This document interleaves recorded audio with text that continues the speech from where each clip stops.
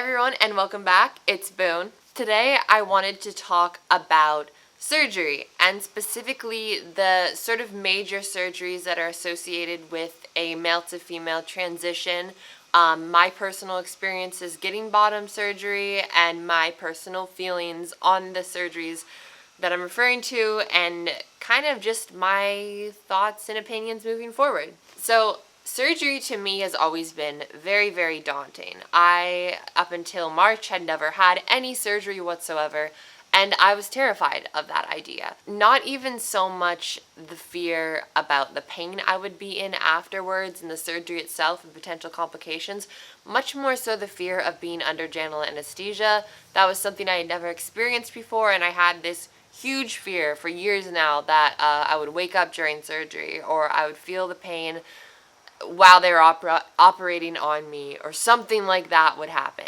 So going into this surgery, my biggest fear was that. And that was probably the biggest obstacle in deciding that I wanted the surgery. However, I very quickly did decide that I wanted the surgery. I mean, as soon as I came out, it wasn't on my mind right away. There were just more pressing issues for me in my transition, socially transitioning, getting on hormones, just sort of figuring myself out and getting my own sense of self as a woman as other people in my lives got used to it. There were a lot more things to think about, and also I was only around 15 years old, so it would be a few years until I was legally allowed to get the surgery. It was about, though, when I was 16, I think it was about 2 summers ago, once I gave it any thought at all, I knew I wanted the surgery. It was never really much of a question. It was really just a matter of actually giving myself the time to think about it and process how much of an ordeal it would be, and getting over that fear that I was talking about. So once I did that, as you all know, I got the surgery in March. It was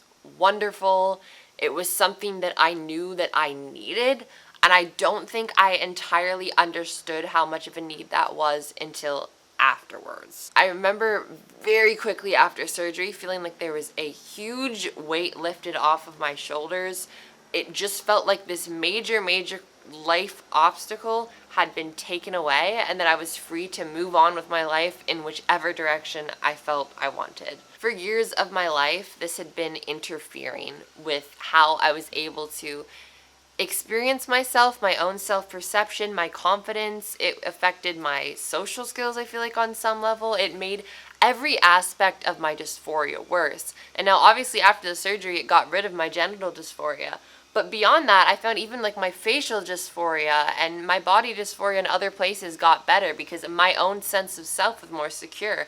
I felt more confident in my identity as a woman, and it just felt like this very, very necessary part, or very necessary thing I needed to do in order to fully access who I was. So I could say very immediately after getting the surgery that I had absolutely zero regret. And there was no real concern for me that there would be regret. I was extremely certain of this for a long time. I had to get all the letters and all the stuff like that done. But you get people asking you about 1,000,000 times before you actually get the surgery, including the day of, are you sure? Are you absolutely sure? Are you sure? So I think in the back of your mind, it's pretty typical to have some self-doubt, even if it's really subconscious and coming more from an external place than an actual genuine thought that you wouldn't be happier this way, because I very much knew that I would be. So experiencing that and feeling absolutely no regret was one of the most validating experiences I've had throughout my transition. It was getting this thing I knew I wanted and knew I needed, and then having none of the regrets that some people was concerned I might have. It was very affirming. It validated my identity and who I was and what I needed. So before getting bottom surgery, I didn't ever seriously consider any other surgeries. The two that would come to mind were breast augmentation and facial feminization surgery. These are the most prominent, I would say, other cosmetic surgeries for trans people out there, the most commonly sought out.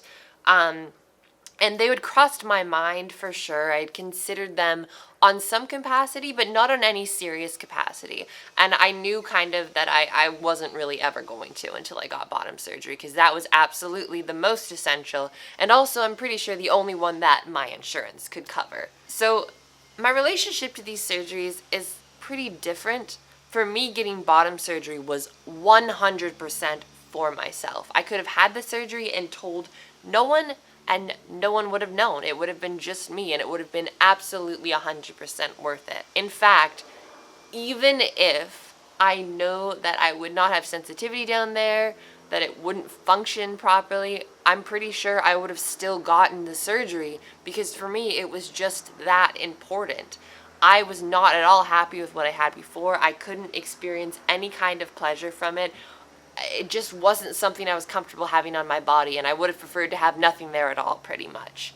So getting the surgery, it didn't matter really to me very much how it looked. It could have been not the prettiest thing in the world. I could have lost sensation, and it would have been okay, because it was for me and not for anybody else. Now, when I think about getting something like facial feminization surgery, I mainly think that it is for myself. It's to alleviate dysphoria and to give me a facial appearance that for me just feels more like how I imagine myself looking as a cis woman, I guess. It's to alleviate dysphoria, and that's pretty much the core idea behind getting any of these surgeries. There is a difference, I think, though, in that obviously people are going to notice. It in some ways probably is for other people, even if that's not what I think when I first imagine it. Now, getting the tracheal shape, for example, that I'm very sure I would like to get at some point, if I can afford it, if I can figure it out. It's just a matter of logistical questions. But things like the jaw, the cheeks, the nose, the forehead, I have dysphoria in some of these areas, and ideally I'd like to have changes.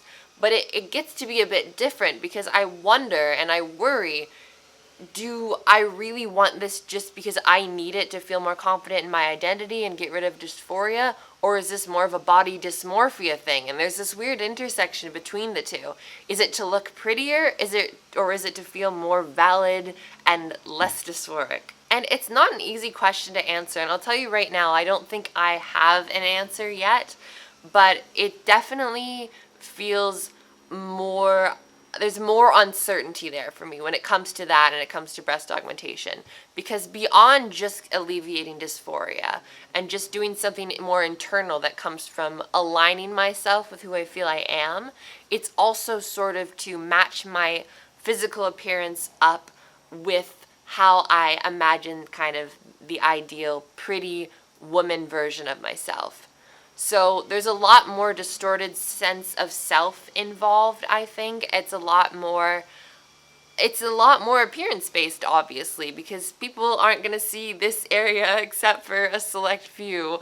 And it was really just easy to be aware that I was 100% for myself. So I'm absolutely not here to tell everyone else what to do or to tell anyone else what to do. It's absolutely your choice, and everyone has different relationships with their bodies, different needs, different feelings, different financial situations, different medical situations.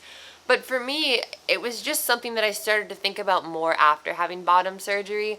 After a while, after the euphoria of it kind of wore off a bit. Don't get me wrong, I still am happy about it every single day. I think about it on the regular, how happy I am and how lucky I feel to have gotten this surgery. It was hugely, hugely important for me, and I would say necessary, and I'm so grateful to have gotten it. But I do think more now about these other more aesthetic surgeries, and I can't say for certain that I want them. I think if I could flip the switch, I would say maybe. But it's not as easy, and especially when I know that there are cis women who have more chiseled jaws and bigger foreheads and more typically masculine features. Also, women who have small breasts or no breasts at all, cis women I mean to say. And, there's the concern, like, well, maybe my face would look different, though, if I hadn't gone through those first couple years of male puberty. And maybe if I had been cis, my boobs would have been bigger. And I'm going to get dysphoria unless I do these things to fix it. But when I get into that space, it just feels to be more of like this control freak thing for me, like wanting to perfect these aspects of myself until everything's perfect, and that just realistically isn't possible. I have this concern that maybe I get the facial feminization surgery, or maybe I get breast augmentation, and then for a while, the dysphoria starts to feel better, and I look in the mirror and I walk by and I'm like, well, I feel great, and I feel great going out places. But then the dysphoria just shifts to my voice, and surgery for that is a lot riskier and a lot harder and probably more expensive.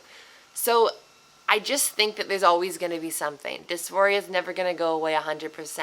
And I think for something like this, surgery isn't as much of an obvious answer, for me specifically, than it was for bottom surgery. That felt like it was the one way to get there, and I have zero regrets about it. This, it might be good, but it might not.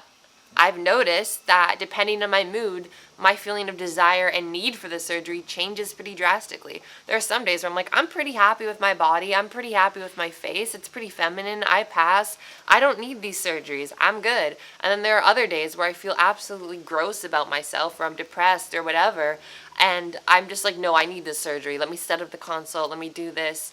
And so I think the fact that it changes based on my mood so much is very telling. And the one thing I can say for sure is that before I get any of these surgeries, I'm not saying if I will or not, but before it gets to that point, I think talking to a mental health professional about it would be very, very important. And really looking inside myself to see what is causing me to want this. Is it just for me?